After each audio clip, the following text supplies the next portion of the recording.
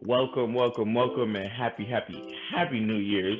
But welcome to the Hollywood Podcast. You are back here with John Doe and Clark Bent, and we're bringing you some New Year's basketball talk. I believe at this point, we're gonna try to touch on some of the stuff that's been going on so far in the season, some of the standout players, some highlights that we kind of have, and who we kind of see going all the way in the long run.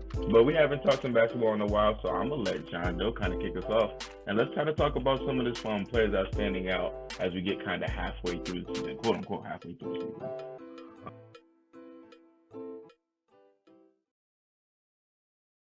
But who you looking at right now? What's the standouts for like MVP, most improved, and some other positions like that? Things that are just kind of standing out. Maybe All Star, and first team All NBA teams. But what are you looking at? Who's standing out to you right now, fam?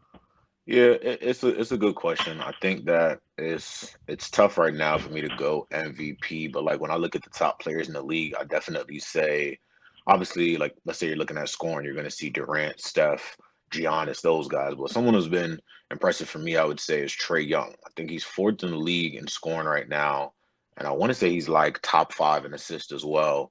And just like you don't expect to see his name next to the three that I just mentioned. Durant, Steph, Giannis, those guys are, some of the best in the league, if not the best in the league. Um, and so he's just in good. He's in good presence with that, with those people. Um, but I don't know. I mean, who are some of the people that you think are standing out this season so far? I mean, of course, the main person that's standing out is Steph right now for me, but he's breaking records and all that jazz. Um, MVP, I mean, you can always do an early MVP vote. I'm going to go right now. I'm going with Steph. Just because he's breaking history, and last time somebody quote unquote broke history, Russell Westbrook, even though he was on a losing team, they won MVP. But he's on a winning team, and they have potential to win the championship this year. So definitely I'm going with Steph as one of the standouts and probably early MVP votes for me. I was probably saying that like a couple months ago because he's just been killing. Um, I'm paired together. Draymond is still standing out to me. That man is playing crazy defense this year. He plays great defense every single year, but I feel like it's really like underrated this year. I was watching some defensive highlights of him like throughout this like past few months, and yeah, the man be locking up, bro. The man be locking up. They be playing games with this man's name. His offense is still it's kind of dependent on Steph at some points. He set his screen and throw the ball to Steph, but the man defense is A1. There got to be some respect put on that man's name, bro. They were saying that he's not in the talk for defensive player of the year, but his win shares clearly show he's defensive player of the year. So I don't know, but you could see it with the eye test as well if you just watch. Um, so yeah, how about I say Draymond? Um, who else? Ja has been standing out. The man has already been a killer, but he's just killing even more this year. He's taking a huge jump, and that jump shot still looks beautiful. Looks beautiful as the beginning of the school. I mean, beginning of the NBA year. I thought it might fade a little bit. It probably has faded a little bit. I haven't looked at the numbers completely, but he still looks confident with it, and that's what matters. Um, I don't really know where he'll kind of fall. There's no like MVP or most improved and things like that for him. I think personally, but he's just having a great year. I don't know about first team all NBA because Steph's gonna take the point guard spot. Maybe the two guard spot where he's taken by somebody else, but he'll probably see himself in the second team, third team maybe. Well, and that's even a tough stretch because he's a guard, point guard too. We'll see. But Ajay's having his come out year, or he's having a year where he's just kind of breaking through the little barrier that he might have had, a little wall that might have been up there for him. So he's having definitely a standout year. Yeah, I Um, uh I really yeah. like Ja's game. He's probably one of my favorite players, and it's just solely on how he approaches the game. You can see like every time he steps on the court, he has supreme confidence. He believes that he's the best player on the floor, and I think you need that in order to compete at that level. So he's a bright star, and I'm excited to see where his career kind of goes from here. But he's different. Like when you're just watching his game, he just plays a little bit differently than your average point guard, and it's clear to see that. I think when we stay on the topic of standouts, like it's hard not to talk about the Bulls. I mean, you got DeMar DeRozan and Zach LaVine. I think they're number 5 and 6 in lead scoring this year. They're having a great year. I want to say they have like the fourth best record or something like that. I think they only lost like 10 games. Well, do you think that lasts in the playoffs, or do you just think that they're exceeding kind of the bar that everyone had for them this season, but ultimately they're just not going to be able to get through kind of the other dogs that are in the East? I mean, what is their projection for the season? Because they're projected to basically have no change this year. I mean, it's been a significant improvement year over year. I would have to imagine like were these guys No, last Bulls year make they didn't even make the playoffs, bro. right, and now I think they're third in the East. So Yeah, like I don't think but anybody was seeing that. well, nobody was seeing that. They were saying that they might improve, but they were saying that the players they signed weren't going to have that mental effect. Like people were saying, Lonzo Ball wasn't going to play the defense that he's playing, and Alex Caruso wasn't going to play the defense that he was playing before in like what short in time of like 15 to 20 minutes, bro. He gets more time on the Bulls, and he just his effect was already shown before in the Lakers. If he was showing effect on a team that's top heavy like the Lakers, especially with like LeBron and AD all those years, he was going to have an effect on a team like the Bulls. But I mean, I think they can keep it up. The main thing is their defense is sound. They've always kind of the Bulls haven't been shitty defensively. They've always been kind of average. Even last year, they were saying like they were kind of average, but they pulled up people that really play defense. Alex Caruso and Lonzo Ball, what they call them, the Lockdown Brothers. They Yeah. play defense, bro. They play defense, and that's gonna last in the playoffs. How far they go, I can't say for sure. I don't know what they experienced, and like I guess I don't want to say lack of shooting. They don't have lack of shooting, but I don't know how their offense kind of powers against other offenses in the playoffs because generally offenses kind of turn into this. It doesn't turn into a motion one-on-one offense almost for your superstars, but your offense does break down. You start to rely on your superstars a lot more. And the question is DeMar DeRozan going to be that guy? He has been that guy, but is he going to continue to be that guy? And is Zach LaVine going to be able to, of course, be that guy that's on the other side so they can have a 1A, 1B tandem? But the defense is going to last. The question is, offense firepower going to keep up? And the center Vucevic isn't even back yet, and that's another kind of piece of the puzzle that I think a lot of people. Or is he back yet? I mean, I knew he was injured in the beginning of the year, but like they have some pieces to put together. I don't really know. I think they finish out the rest of the season strong. I don't really know what happens in the playoffs, just because I think honestly, if you're asking me, I just don't really know if they have enough firepower to get past the Nets. I do know that. You know what I mean? So I take it back. It's like it's clear. I just think the Nets come out of the East. And then kind of like what you said before, I think the Warriors, it's easy to kind of see a clear path for them to kind of get to the finals. To be honest with you, I think Nets take the cake against anyone if Warriors or the Lakers. I'm still pulling for the Lakers, yes, because I think they have enough talent on the roster and we're only 40% through the season. So you got another, back half of the season to kind of figure things out and then make a strong run into the playoffs. But other than that, I don't think that there's any other teams out there that can compete with the Nets. And then you also have to remember Clay's coming back this season. And I just think that's going to stretch the floor more. It's going to make them harder to defend. But if I had to pick, today, 40% done with the season, I think you're going to see Nets, Warriors. And I'm probably going to give that to the Warriors and the chip. How about you? What are you thinking kind of shapes up to be the finals matchup? I don't have a problem. That's just completely set still. Before I was kind of thinking the Lakers and Nets because they get their stuff together. I really didn't really completely believe the Lakers though because I'm really not a fan of Westbrook on any team most of the time. Um, so I mean that's a hit or miss. I don't really know. I mean I could see the Nets getting there, but at the same time, I really could just see them losing in the second round again or something like that. It's not like their team is solidified in all ends. And even with Kyrie coming back, still not solidified in all ends. You see how that man was playing away games. I mean, how many of those are really going to help your team? How much is that going to mess up your chemistry? When Kyrie drops 30 in one game in the middle of the playoffs and then he's not playing the next game, what does that look like for your team? Right. So yeah, I mean, I could say Nets. I don't know. I don't really have it up in there. Maybe it could be Warriors Nets, but I don't want to put that out there and completely be true. I would almost say that the Bucks are gonna kind of pick up steam. I feel like they're kind of falling in the background. I haven't heard much about them. It's not like they're playing bad. They're probably just not. They're probably just falling on their radar. I think like in general, it's almost like people are gonna try and kind of treat them like the Jazz. The Jazz they play great during the middle of the year. I mean, of the season. You know? Season, yeah. Yeah, and they should have been in the playoffs, but I don't think that's what the Bucks have done. They have shit to bet in the playoffs, but like after last year, like I think they figured something out as well, guys. So they still are going to be the champions to defend, and I think I could probably see them probably coming out the East. But we'll see as they kind of pick up more steam. Maybe they're kind of like a Westbrook kind of team. They need to build up, and then they play better throughout the year. Especially if you get ready for the playoffs. I know the Lakers are kind of taking that approach, quote unquote, but it doesn't look like it's working the same for them. Yeah, I'm gonna go Bucks Warriors. Why not? Yeah, I mean, I think that's a good That's a good prediction as well. I mean, the only reason why I really just give the edge to the Nets is just, James Harden. He kind of started off with a rough start to the year, and he looks like he's back in prime form. Durant's taken, I want to say I was looking at the stats the other day. It's like the most number of shots in his career are like tied for the most number of shots in his career. So he's back. Patty Mills and just the other guys they have around them are just playing really good basketball. And I just think, with those two guys, it's really going to be hard just because there's just so much firepower.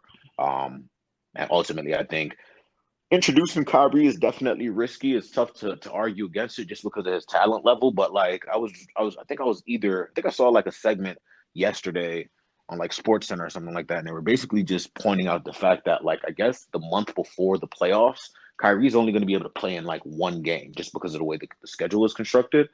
And so just like I don't really know how that plays out, right? It's like you can go off for 30, kind of like you said, but then it's like if you don't play basketball with the team for like another 30 days or 2 weeks, like I would have to imagine that has an impact on your game, especially when you're talking playoff basketball. So we'll see what happens there, but I'm still gonna give the edge to the Nets. Yeah, I mean that's fair. I don't personally think that they're gonna keep like the type of player. I don't even like how much KD has been playing. I think his numbers might have. I mean, not numbers. His minutes might have went down a little bit, especially because of health and safety protocol. But it was running that man up, bro. It was running that man up 48, 40 some minutes a game, bro. Like he not 30 something. Like he did just, it's crazy, bro. I think that they're gonna kind of overrun him a little bit. I know KD can do it. It's not like he can't do it, but I don't think I necessarily want to see him try to do it that way. I think I also said this before. I kind of feel bad for KD. I do. Yeah, I definitely said this on the Where's Kyrie going episode. I feel bad for KD still in his situation. Even if Kyrie come back, I just feel bad. I feel like everything that he thought was going to happen when he came to the Nets, it just kind of completely flipped on his head, and he just has teammates that, I mean, for James Harden, he just came in out of shape. That's just him. James Harden would be like scary hours and then not give a fuck. Cool. And then Kyrie, he has his own stripes. It's fair, but I mean, I guess for KD, it's kind of awkward, especially when you see him kind of interact about it. He doesn't understand it. He doesn't get it. So I kind of feel bad for that man. I really do. I don't know. I feel like behind closed doors, like KD's probably like very very supportive of the Kyrie situation because aren't they like best friends or something like that? I feel like I've heard like they're really close friends. The James Harden situation, I think everybody just saw him. I don't know. There were a couple of different players that like my favorite player, Dame Lillard. He had a rough start to the season just because you have a difference in officiating. I want to say they switched the balls or whatever, and people were saying that was like messing up the touch. I mean, either way you want to slice or dice it, at the end of the day, I think with Harden back in prime form and Durant doing what Durant does, like the Nets are going to be tough to beat. And I think like Kyrie, LeBron, not LeBron, Kyrie, Harden, and Durant, they know that. So I think Durant's chilling, bro. Like I don't even think he's stressing. Like he's just out there, just kind of playing his game, and he doesn't really seem like I don't know. He doesn't strike me as the type of guy to be like, oh, like things aren't going like perfectly. Like things are going really well, on top of the East, and they're gonna make a strong playoff run. So.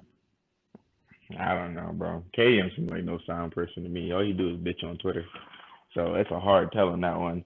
But I think as well, I mean, the main thing is he don't show no emotions to the media anymore because he already been shitting on. So I don't think we'll ever figure out kind of truly how he feels until maybe retirement. I think in retirement we'll probably start to hear the real KD again. Or maybe we're still hearing the real KD, excuse me, not the real KD, but the I guess the KD we were used to before, the one that I say, Mama, you the real MVP. Nowadays I can't even imagine this one saying that. Yeah, I don't know. You say you missed the old, you missed the old Mr. KD. OKD. Mr. OKD. Oh man.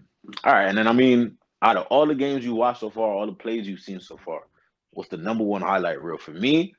I got to go with the it was Jalen Brown. He dunked on Miles Bridges. It was in overtime. I think they were up like three, caught him on a fast break, and just put it on his head like it was crazy. That's probably the number one play for me this season so far. I don't have anything right now. I won't front with you. Nothing that has stuck out to me too much. I know that what was it? That Anthony Edwards dunk stood out to me against. I think it was it the Cavs? I forgot Are you what team talking it about the was. one he went baseline? Yeah, but it was a charge though, so I mean it kind of doesn't count sadly, but Miss still bang on that man. That's still a highlight to me. Like him and Ja, they really be trying anything, and that's why they're so fun to watch. Because it's just like if there's even a slight possibility they could make a highlight play, like they gonna attempt it.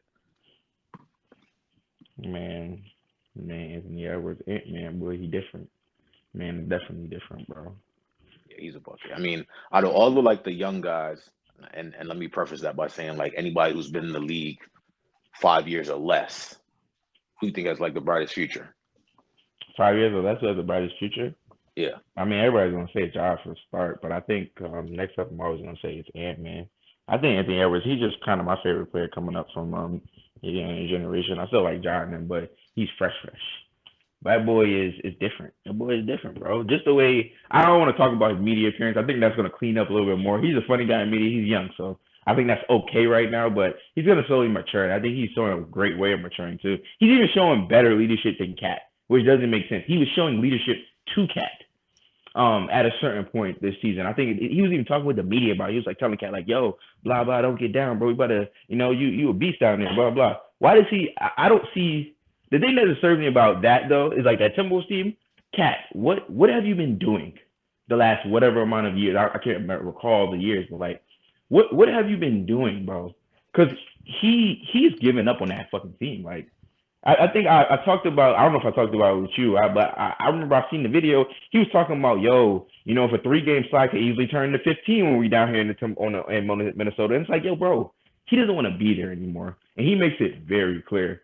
But I don't even know if he's even had like the trade value, because I feel like he doesn't put up empty stats, but where does he fit?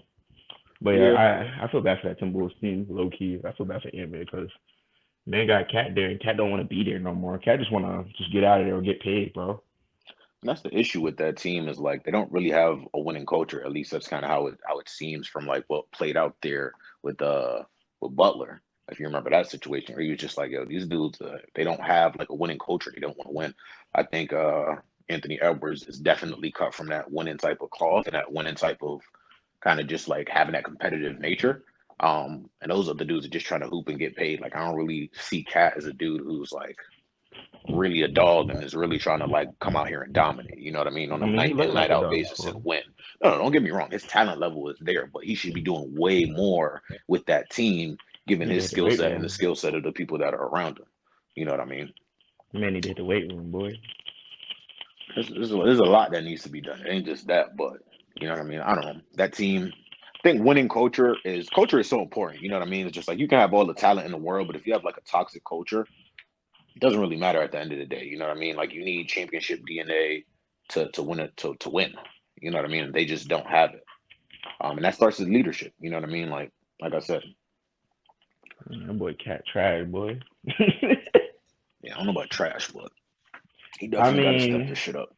I definitely have something to say when it seems like if you give up on your team like that, I have a problem because you've been the definitive best player for years. So it's kind of odd. And as well, it's like, yo, don't sign your contract to come back here and then just complain. Not complain. Well, yeah, no, not complain, but it's like just be that guy to be like, yo, we lost last year, so we're gonna be losing this year. Like, bro, don't sign your max contract to come back here then, which you did. Like, don't do that. Don't do that, bro. So I mean, that's the big thing about Cat for me. Is like, yo, bro, if you want to complain, just get out of here, bro. Because I don't think they want you there no more. So we'll see what happens with him. I think trade deadline comes around, might see him slide to some team. I know Warriors Photoshop jerseys keep coming up for him, but realistically, Yeah, I mean, quickly, I guess. What do you think ends up happening with Portland? Like I was looking yesterday, I want to say they're 12th place in the West. Um, they're not winning a lot of basketball games. GM was just fired. Well, not just fired a couple months ago.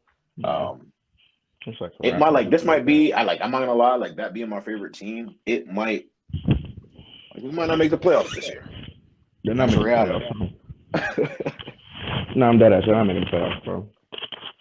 Between is CJ still out? He still got his lung collapse. Got past his lung collapse. I'm not even sure. He might still be out. Yeah, because if he's still out, bro, like honestly, bro, I'm sorry, I hate to say it. Dan can't carry y'all like he did his other years right now. And it's not like he can't do it, but I think part of him is kind of conflicted because he don't fucking want to be there no more because they don't try to help him win. And I mean, he may not say it, but it voices in the amount of times that he says, we need more people on the team. We should trade for this. The amount of times that the media talks about him and he actually says something back, just trade the nigga, bro. Trade the nigga, or y'all got to trade CJ and go get somebody like, yo, bro, Ben Simmons, great player on that team. Great, because he just brings defense for y'all. That's the one thing. Y'all just need some defense. Nobody on that team plays any defense. Yeah, no, that's definitely facts. It's literally just all just like run and gun, fast paced basketball. They do not D up. I mean, that's just like the league now, right? It's all No, about but firepower. your guys are at the bottom though. Like Oh no, it's okay if definitely the at the bottom. league. But that's just characteristic of the league. It just happens to be very, very bad for Portland because like their whole team is just offensive kind of superstars, right? You don't really think like name one guy on that roster that you think is like really, really about to lock up. You know what I mean? They had guys like that in the past. You know what I Who? mean? Rocco? I mean, Because Rocco, when y'all got Rocco, it was kind of too late. He wasn't gonna have that much of an impact on y'all team because y'all don't have any other defenders around him. well, no, I mean collectively as a unit, the defense is done for. But I mean, at least if you have like a couple guys that you can say, hey, or you know, some people with length, like they had Mo Harkless back in the day, it's like you can put him on Y'all one of did have the. Hassan, but he got into foul trouble because everybody got to the rim and he always had to defend it. Yeah, y'all need some perimeter defenders, bro. Y'all need There's, like I hate to there's a say lot it, that we need. I y'all don't even need think it's just defense. no, Like that's the main thing y'all need, bro. It's not like y'all have trouble with rebounding anything else. Y'all can score well. Everybody on that team wants to score. Nobody on that team, at least let me be correct. Let me not say nobody. The main problem y'all have is between CJ and Dame, they don't play no defense. So somebody's gonna have to start playing defense. And it's not going to be Dame right now because his production is way higher than CJ's, no matter what. So CJ has to go or start playing lockdown defense, bro. Like somebody got to yeah, start playing defense at that point guard, shooting guard position. I just think they need enough firepower. Even if those guys are out there playing their ass off on defense, like I said, they just don't have enough to get past a Warriors or a Nets or you know what I mean, like these top tier teams that they're trying to compete with. And it sucks because Portland is always one of those teams where it's like, I mean, I'm not going to compare them to Utah in recent years, but it's like, you know, they play pretty well during the regular season. They're, I would Um, say, middle to up of the pack in the last 5 years. They make the playoffs, and you know they go first, first two rounds, and then they get eliminated. I mean, I want to say they made this to a Western Conference championship, um, and earlier in Dame's career, but like since then, it's just been kind of like first or second round exits. And then it's just that's not enough. They just don't crazy, have bro. enough talent. So like defense aside, it's just like you need to change the roster if you actually want to move the organization forward. But I don't really think that's a priority, right? Because I think in Portland, it's good enough to just have a middle of the pack basketball team who makes the playoffs. Like I think making the playoffs is the equivalent of like winning a championship there. You know what I mean? Um, in I terms don't of know, just like bro. satisfaction and meeting expectations. But I think Dame is probably the only guy who is, voicing the fact that he thinks they can win a championship in Portland. But it's going to take more personnel. I mean, I don't know if y'all need more. Like I said, I really don't think it's just firepower because you guys actually have great offense. Well, this year, no. Last year, I think you guys were higher in offense. But the problem is, every single year, it's like Dame carries y'all niggas in the last second half of the year, bro. If he has to carry y'all to the playoffs in the second half of the year, you're not having a good season. Like, this is all honesty. It happens a lot. That's the reason why Dame has been going off and having those 40-point and those 30-foot 3 pointers where we see him just doing those shit multiple times over the last few years because he has to carry his team to the playoffs. But that's the biggest thing is if if there's defense and Dame does that, you guys make it farther. That's it. That's the main thing is that if there's defense and there's that, you guys make it farther. Dame could be your superstar firepower and you could surround him with other things, but there's no defense. I'm telling you, there's none. Have you watched them play defense, bro? What I'm saying is, it's not like you're not just gonna get like it's not an effort thing, right? Like I don't think It it's is. like It is. Defense is mostly effort, and a part of it is, of course, team collective chemistry as well. But like, bro, watch them play defense. Watch how depressing it looks when they're playing defense. I mean, I've seen them play defense before. I just don't think that it's a like I don't think Dame is a great defender. Like you get what I'm saying? Like I No, don't no, think it's you have not. great defenders on that team. So it's just like even if these guys are playing at the highest level, it's probably just not going to look good because when other guys, defensive minded guys and defensive oriented guys, play at the highest level, it looks completely different. So that's what I'm trying to say. Like when I say firepower, I'm not only talking about offense. I'm talking about just in general. Like they need a different personnel on their team. That can be defensive personnel as well. It's just the fact that like I don't think the answer is just like yo, like Dame and CJ, you guys need to play lock up defense, and then we're gonna win a chip. Like that's not what's No, happening. no, no. But you Like guys defense have is a only team a that can jump. yeah, but like I mean, they've already gone Western Conference Finals, so it's like all right, That the was like next 4 or step 5 is years chip. ago. I Right, mean, I think right. I got swept in that one too by the Nuggets. Like, oh, my fault. The Warriors. The Warriors. Yeah. That's definitely facts, right? But that's what I'm trying to say. I don't think that like defense is just gonna like. Well, I don't think playing better defense will get us back to Western Conference Championship. I think you need different personnel. Defense is definitely part of the problem, but it's going to come down to personnel. But that's just my take. I mean, there's different ways to look at it. I was about to say, I feel like we're saying the same thing. You need to change their personnel because the people I have is not going to play any different defense that they have any day. The thing is, too, I make it's tough for me to say they're not going to play any different defense because they can play defense. But, because, I mean, we can see he's a clear athlete. The man be scoring on 7-foot niggas in the paint. He can play defense. He can move his feet. But, I mean, should he do that at the sacrifice of his team not scoring because he be pushing the firepower? That's the toughest thing for him. At the end of the day, they need to trade that nigga. Free that nigga and give him a fair chance. Trade him to the or trade to get Ben Simmons. I don't think that gives him a fair chance to win a championship anyway. Because Ben Simmons is whatever. Trade him into 76ers. Yeah, we'll see what happens. And the Ben Simmons situation is interesting as well, but maybe we'll save that for next episode. Man, fuck Ben Simmons, bro. For what I did. I don't know. That's 30 minutes, so we could probably just chop it right there. Are we trying to edit and get this sent out today? Yeah, we can. I was gonna say,